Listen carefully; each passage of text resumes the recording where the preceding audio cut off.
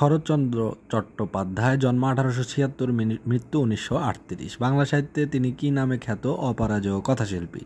শরৎচন্দ্রের আত্মজৈবনিক গ্রন্থটির নাম কি এবং এটি কত খণ্ডে প্রকাশিত হয়? এটির নাম শ্রীকান্ত, এটি 4 খণ্ডে প্রকাশিত হয়। শরৎচন্দ্র কোথায় জন্মগ্রহণ করেন? পশ্চিমবঙ্গের হুগলি জেলার অন্তর্গত দেবানন্দপুর গ্রামে।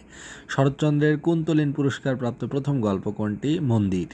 সাহিত্যকর্মের স্বীকৃতিস্বরূপ ঢাকা বিশ্ববিদ্যালয় কবে তাকে ডিলিট ডিগ্রি প্রদান করে? 1936 সালে।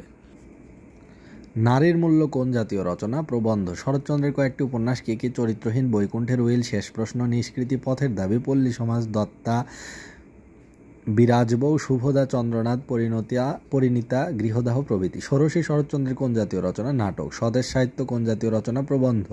অনুরাধা কোন জাতীয় রচনা? গল্প। চরিত্রহীন তার কোন জাতীয় রচনা? উপন্যাস। ভারতী পত্রিকায় কোন উপন্যাস প্রকাশিত হলে তার খ্যাতি ছড়িয়ে পড়ে? বড় দিদি।